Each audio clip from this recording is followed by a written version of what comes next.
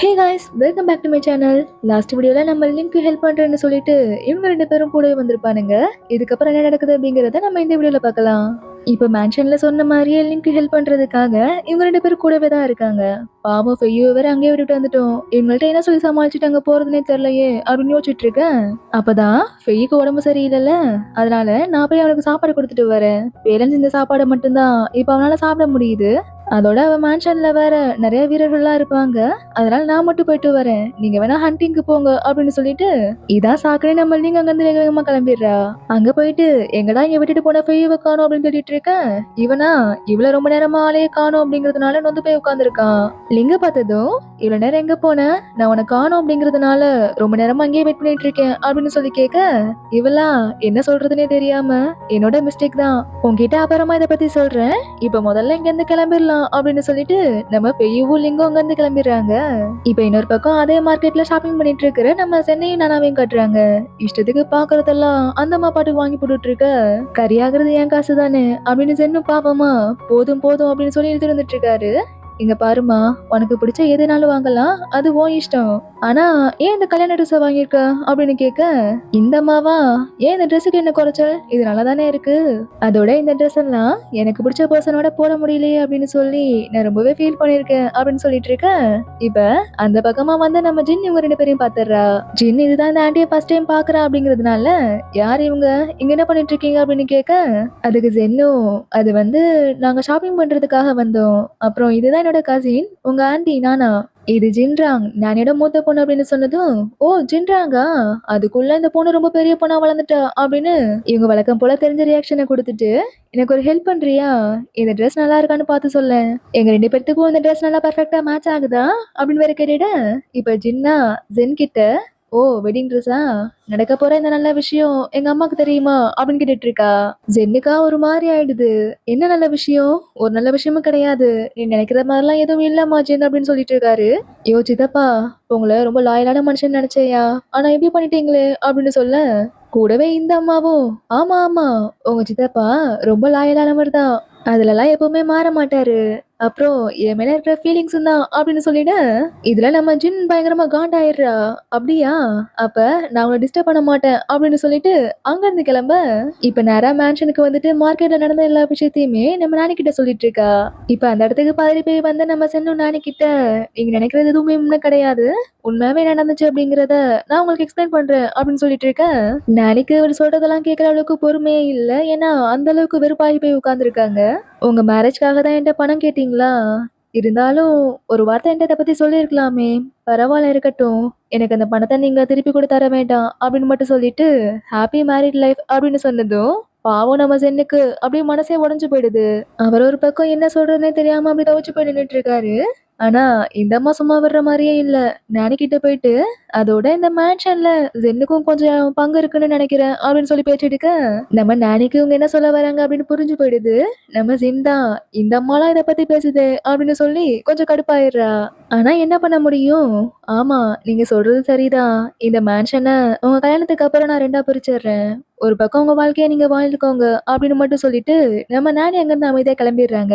இவ்ளோ ஆனதுக்கு அப்புறமும் நம்ம செந்தா பாவம் இப்ப கோவப்படுறதா இல்ல வருத்தப்படுறதா அப்படின்னு தெரியாம, இந்த அம்மா கிட்ட முதல்ல பொறுமையா பேசி பார்ப்போம் அப்படின்னு சொல்லிட்டு, உனக்கே நல்லா தெரியும் எனக்கு உன் மேல எந்த ஒரு ஃபீலிங்ஸும் இல்ல அப்படிங்கிறது அப்படின்னு சொல்லி கொஞ்சம் பொறுமையா தான் ஆரம்பிக்கிறாரு. ஆனா இந்த அம்மாவா பொறுமையை விடாம சோதிச்சிட்டு இருக்க, பொறுமையை இழந்த இந்த மனுஷன் இது வரைக்கும் இருந்த கோவத்தெல்லாம் சேர்த்து வச்சு நல்லா பிடிச்சி திட்டி விட்டுட்டு, முதல்ல இங்க இருந்து கிளம்பு அப்படின்னு வேற சொல்லிட்டு வந்துடுறாரு. இதுக்கப்புறம் இந்த அம்மாவும் அவங்க மேல இருக்கிற தப்ப உணர்ந்துட்டு, எனக்கு தெரியும் நானே தான் நீ விரும்புற அப்படின்னு, இருந்தாலும் உன்னை புரிஞ்சுக்காம நடந்துகிட்டதுக்கு என்ன மன்னிச்சிரு, நான் கிளம்புறேன் அப்படின்னு வருத்தப்பட்டு சொல்ல, இந்த இடத்துல நம்ம சென்னுக்கு கொஞ்சம் கில்ட்டியா ஃபீல் ஆக ஆரம்பிச்சிருது. கொஞ்சம் ஓவரா திட்டிட்டோமோ, என்ன இருந்தாலும் நம்ம கசினாச்சே அப்படின்னு கடைசியா நல்ல விதமா பேசி வழி அனுப்பி வைக்கலான்னு, நான் சொன்ன இதையும் மனசுல வச்சுக்காத, போறதுக்கு முன்னாடி ஏதாவது சாப்பிட்டுட்டு போ அப்படின்னு சொல்லி மறுபடியும் மனுஷன் நார்மல் ஆகி இந்த அம்மாவாச்சு சாப்பாடுலாம் கொடுத்து பேசிட்டு இருக்காரு. ஆனா இந்த அம்மாவா கொஞ்சம் கூட திருந்தவே இல்லை போல. அங்க இருக்கிற ஜன்னல்லாம் திறந்து விட்டுட்டு இந்த ஆளு என்கிட்ட தப்பா நடந்துக்க முயற்சி பண்றாரு அப்படின்னு எல்லாருக்கும் கேக்குற மாதிரி கத்திட்டு இருக்கு. ஜென்னுக்கு பாவம் இங்க என்ன நடந்துட்டு இருக்குன்னே புரியல. என்ன பண்ணிட்டு இருக்க அப்படின்னு கேட்க இந்த அம்மாவா ஜென்ன புடிச்சு வச்சுக்கிட்டு எல்லாரும் இங்க வாங்க, இவர் என்கிட்ட தப்பா நடந்துக்க முயற்சி பண்றாரு அப்படின்னு கத்திட்டு இருக்க. இந்த அம்மா குரல் கேட்டு முதல்ல அங்க வந்து பாக்குறதே நம்ம ஜின் தான். இவங்க 2 பேரும் கொஞ்சம் பக்கத்துல பக்கத்துல இருக்கிறத பார்த்துட்டு அவளுமே முதல்ல தப்பா நினைக்கிறா. ஜின்ன பார்த்ததும் உங்க சித்தப்பா என்கிட்ட தப்பா நடந்துக்க முயற்சி பண்றாரு அப்படின்னு சொல்ல நம்ம ஜின்னும் யாராவது இருக்கீங்களா அப்படின்னு சொல்லி கத்த ஆரம்பிச்சிடுறா. இப்ப ஜின்னோட சத்தம் கேட்டு நம்ம பேரு நாங்க என்னாச்சுன்னு ஓடி வர ஜின் ரொம்ப ரிலாக்ஸா அந்த பெஞ்சை எடுத்து போட்டுட்டு உட்காந்துட்டு இந்த லேடி இருக்காங்கல்ல நம்ம சித்தப்பா இவங்க கிட்ட தப்பா நடந்துக்கிட்டாங்க அப்படின்னு சொல்றாங்க அப்படின்னு சொன்னதும் பேரனு கூல் ஆயிட்டு அங்க வந்து லீச்சன் கிட்ட ஜின் என்ன சொன்னாலும் அதே டோன்ல சொல்ல இப்ப இவங்க 3 பேரும் கூலா இதை டீல் பண்ண ஆரம்பிச்சிடுறாங்க.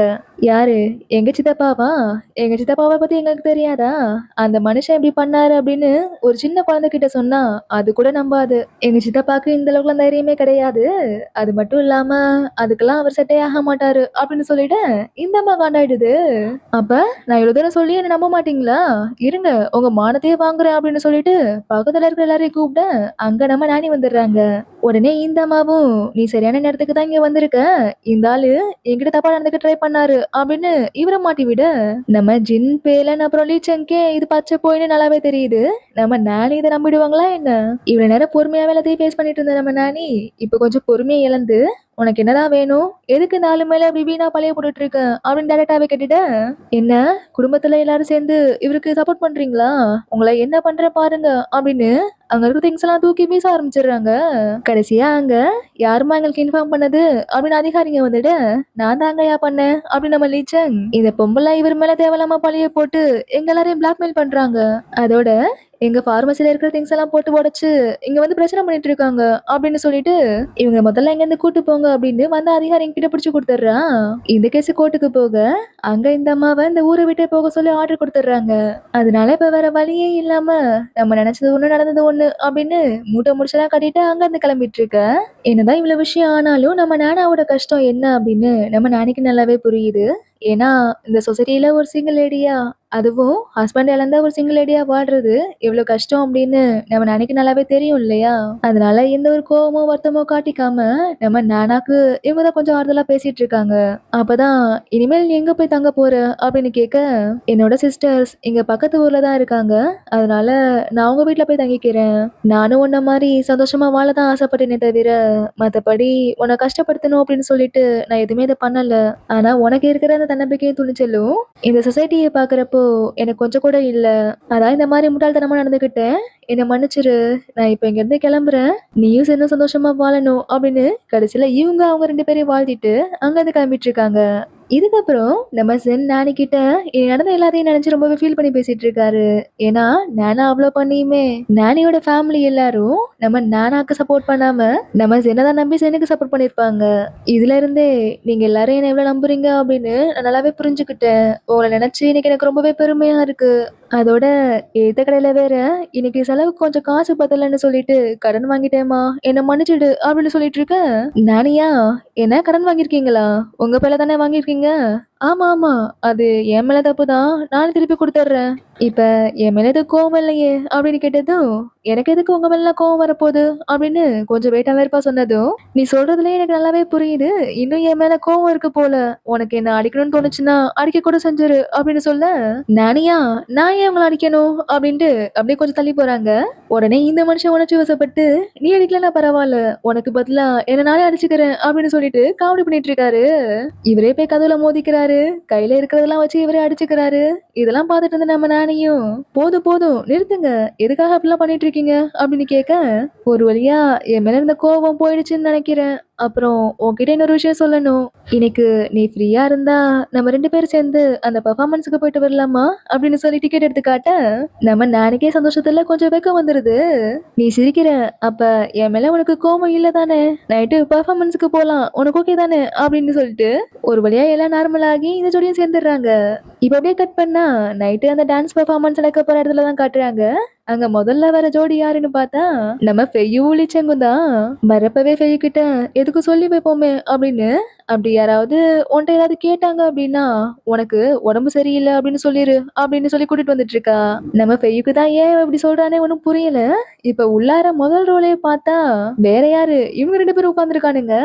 அதாடி இவனுங்களா அப்படின்னு சொல்லிட்டு அப்படியே ரிட்டர்ன் போலான்னு பார்த்தா அங்க வெளில நம்ம நானியும் சென்னும் டிக்கெட் கொடுத்துட்டு இப்போதான் உள்ளார வந்துட்டு இருக்காங்க. ஏற்கனவே எங்க இவங்க 2 பேரும் வேற உட்கார்ந்துருக்கானுங்க. இதுல இவங்கள வேற சமாளிக்கணுமா? நம்ம இப்ப மிடில்ல உட்காந்துக்கிறது தான் நல்லது. எங்க அம்மாவும் இங்கதான் வந்துட்டு இருக்காங்க அப்படின்னு சொல்லிட்டு பதறி போய் உட்கார்ந்துட்டு இருக்கா.